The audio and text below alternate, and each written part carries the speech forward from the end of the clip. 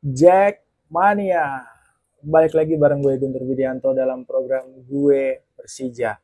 Nah, di episode kali ini gue bakalan bahas hasil pertandingan antara Persija melawan Persita Tangerang di pekan ke-19 BRI Liga 1 Indonesia.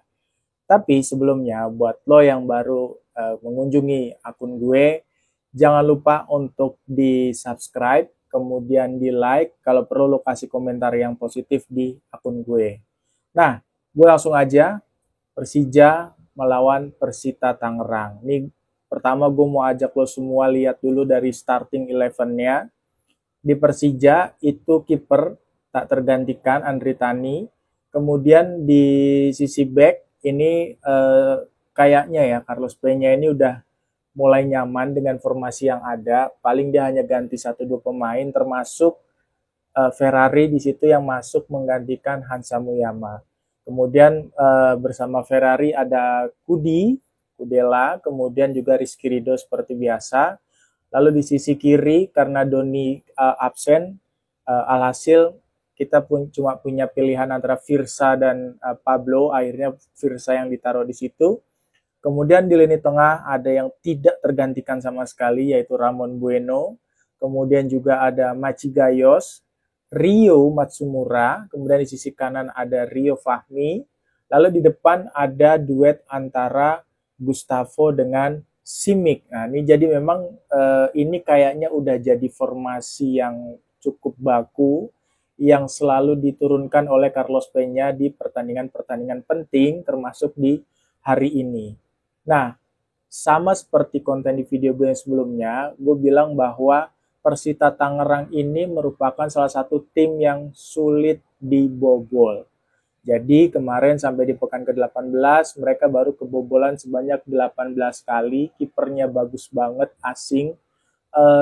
Terus dan ini kebukti ya. Jadi sejak menit awal pertandingan itu Persija sudah full total menyerang. Nah, bahkan mereka di 10 menit awal itu main high pressing. Jadi pemain Persita itu ya, mereka nggak bisa menjalankan skemanya dari bawah gitu ya. Tapi karena apa? Karena pemain Persija sudah full high pressing. Nah, sementara di sisi sebaliknya ketika Persija juga menyerang, itu pemain Persita full semua mundur ke belakang. Nah, inilah salah satu kunci kenapa sampai dengan pekan ke-18 Persita menjadi salah satu tim yang sulit untuk dibobol. Jadi kalau gue perhatiin 10 menit pertama polanya seperti itu ya sesekali biasa permainan 1-2 antara Rio dengan Gustavo. Beberapa peluang sempat didapat dari permainan 1-2 itu tapi tetap masih belum bisa menghasilkan gol. Pertahanan Persita luar biasa rapat. Selain permainan 1-2, beberapa kali juga ada tendangan-tendangan spekulatif dari luar kotak penalti oleh Machi Gayos dan Virsa. Ini menurut gue rasa ya ini merupakan salah satu kontra strateginya dari Carlos Peña yang mana dia juga sebenarnya udah tahu bahwa lini pertahanan Persita itu rapat banget, makanya nggak ada salahnya untuk coba dari tendangan luar kotak penalti. Sayangnya beberapa kali peluang yang ada itu gagal dimanfaatkan baik oleh Machi Gayos maupun oleh Virsa Andika. Nah, di menit 24 nih gue catat, ini ada yang menarik karena Persita yang sejak menit awal dia full bertahan di belakang, ini dia mulai buka ruang, dia mulai coba cari-cari peluang yang tadinya permainan cuma setengah lapangan, akhirnya coba kembali balance. Mulai menit 24 gue catat, itu dan momentumnya ketika di menit ke-26, Aji Kusuma, ini mantan kita, mantan Persija, ini hampir aja dia nyetak gol ke gawang Persija. Untungnya kita masih punya Ferrari yang ini anak muda luar biasa, insting untuk bertahannya juga bagus banget gue bilang, walaupun kemarin di timnas sempat banyak yang ngebully tapi gue yakin ini anak nanti dengan Rizky Ridho ini bakalan jadi masa depan back timnas kita. Nah, dia melakukan penyelamatan penting di menit 26. Kemudian di menit ke-29 kita sempat dapat peluang emas. Jadi Rio Matsumura itu dia tiba-tiba merangsek ke posisi sayap kiri. Kemudian dia kasih umpan datar ke Gustavo. Sayangnya kayaknya ini lagi bukan harinya Gustavo ya. Karena dia udah depan gawang tapi nggak masuk. Nah tapi gini, yang mau gue jadikan kredit adalah dengan nggak adanya Donitri, itu otomatis nggak ada yang bisa kasih umpan Gustavo yang kayak gitu. Padahal striker-striker kita tuh butuh yang umpan-umpan nggak terlalu ngelambung, cukup datar aja tapi kenceng gitu loh. Kalau di Inter itu biasanya Di Marco yang melakukan itu. Nah, di pertandingan ini gue nggak ngeliat itu. Karena nggak ada Donitri, itu kerasa banget. Kita punya dua sayap, ada Virsa dan Rio, tapi sorry to say, gue harus bilang bahwa umpannya ini lebih banyak umpan lambung. Yang mana umpan lambung ini peluangnya 50-50. Jadi kalau lo bahkan cenderung gagal menurut gue karena beberapa kali kesempatan nggak pernah dapet tuh umpan lambung dan ini kebukti ketika Virsa kasih umpan lambung dari kiri, Rio dari kanan, Rio Fahmi ya itu nggak pernah dapet striker kita. Kalaupun dapet juga nggak bagus peluangnya. Nah sekalinya Rio Matsumura ambil dari kiri itu hampir kita cetak gol hanya memang finishing touch dari Gustavo-nya yang memang dia lagi nggak beruntung aja sih kalau menurut gue karena sejatinya Gustavo tuh dia tajam banget mungkin hari ini bukan harinya dia aja. Nah jadi itu yang menurut gue yang menjadi sorotan di 30 menit pertama minim sekali kreasi yang biasanya dibuat oleh Donitri itu nggak ada di pertandingan ini karena memang Virsa dan Rio Fahmi ini biasanya kalau kasih umpan tuh selalu melambung gitu ya. Jadi nggak pernah yang mendatar tapi kenceng kalau yang tadi gue bilang kalau di Inter tuh biasanya Di Marco yang memainkan itu. Nah, untungnya di menit ke-46 kita dapat gol dan the one and only Marco Super Simic yang nyetak gol nih. Kayak Simic nih menurut gue ya, dia lagi di mode pengen nunjukin bahwa dia ini belum habis. Walaupun kontraknya di musim ini udah habis, ya mungkin menurut gue dia mau kasih sesuatu yang mungkin bisa jadi kenang-kenangan yang indah bagi anak-anak The Jack, bagi Persija Jakarta gitu ya.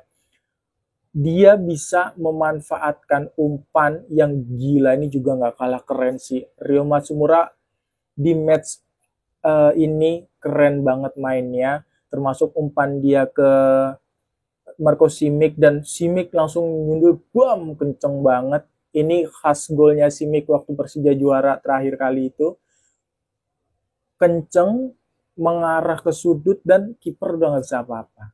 Jadi memang Simic tuh butuh bola-bola yang kayak gini dan itulah termasuk menjawab ya beberapa keresahan netizen yang waktu itu ketika di match sebelumnya Simic juga nyetak gol, Rio Matsumura nggak selebrasi. Ini sekaligus mematahkan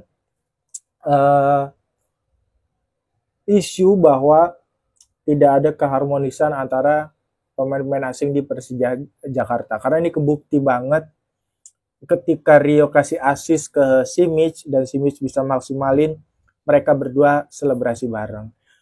Nah, itu analisa gue di babak yang pertama. Kemudian di babak kedua, ini menarik banget. Kenapa? Karena Persita mungkin menyadari bahwa mereka butuh poin juga untuk pulang dari JIS. Maka mereka mulai pertandingan dengan terbuka, dengan lebih terbuka, permainan yang terbuka. Nah, tapi justru inilah yang ditunggu-tunggu oleh pemain-pemain Persija Jakarta. Kenapa? Karena mereka justru lebih leluasa untuk memainkan 1-2. Kita lihat lagi-lagi Gustavo dengan Rio, kemudian juga beberapa kali Gayos juga memainkan itu. Artinya karena Persita mau nggak mau kan ya harus nyetak gol dia.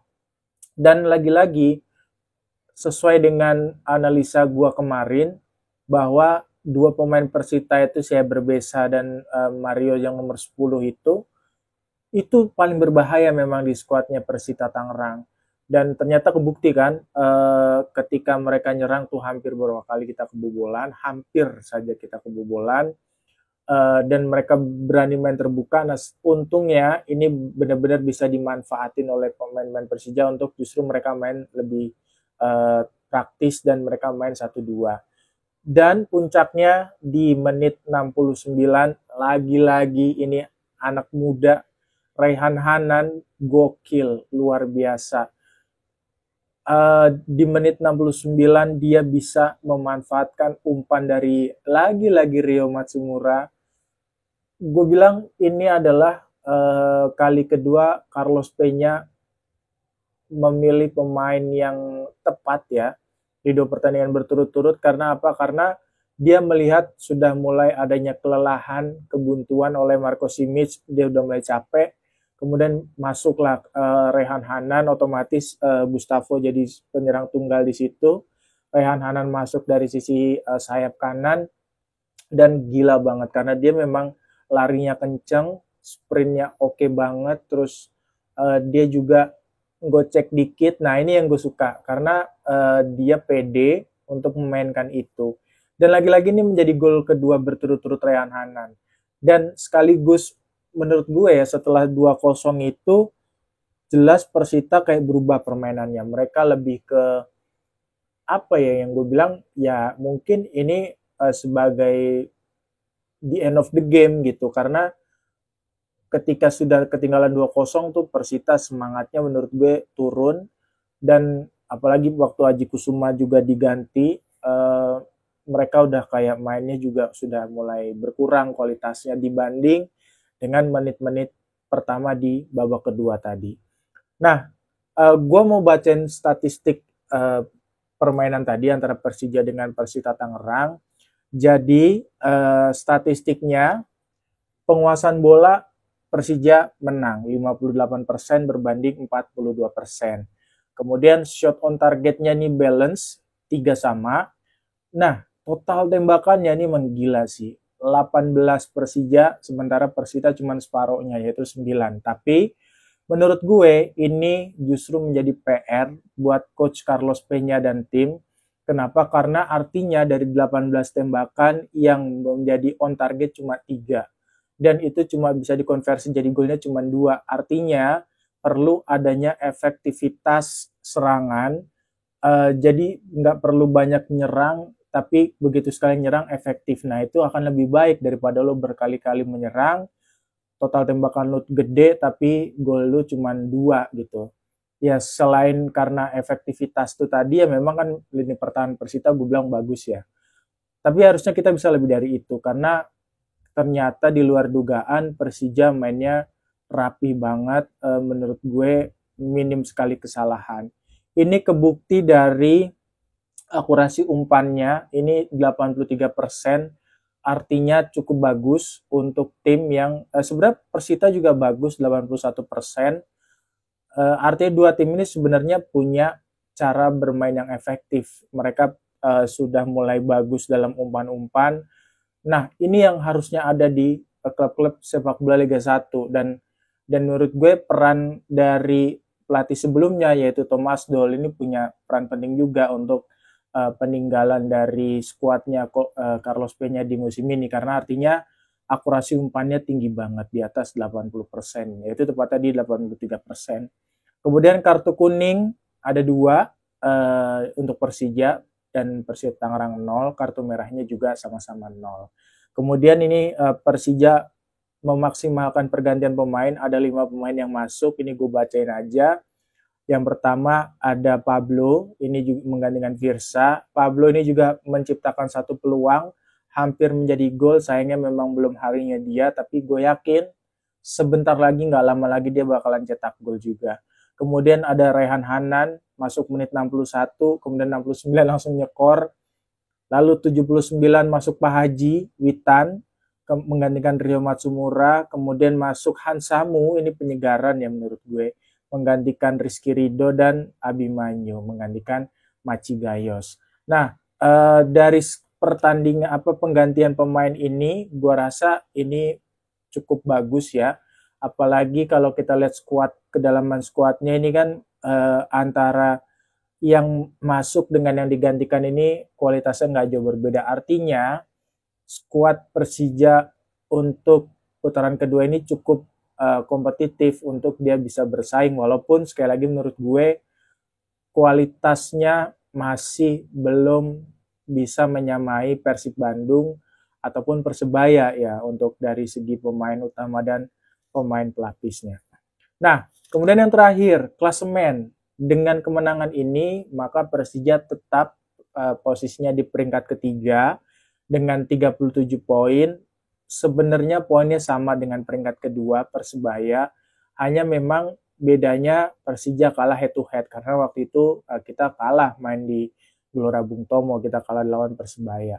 Tapi menurut gue ini menjadi suatu yang positif karena lagi-lagi Persija bisa atau masih berada di jalur untuk meraih juara. Dan yang gue seneng di medsos mulai muncul tuh ya omongan-omongan liga settingan, mulai muncul omongan anak papa, mulai muncul omongan macam-macam lah. Nah, ini artinya Persija sudah mulai bangkit dan mulai diperhitungkan. Beda dengan musim lalu dan musim sebelumnya gitu ya. Musim ini mudah-mudahan Persija bisa dapat yang terbaik. Syukur-syukur bisa dapat peringkat 1 atau bisa mengalahkan Persib Bandung untuk merebut juara di BRI Liga 1. Sekian dulu analisa dan ulasan dari gue. Sampai ketemu lagi di konten selanjutnya. Jack Mania.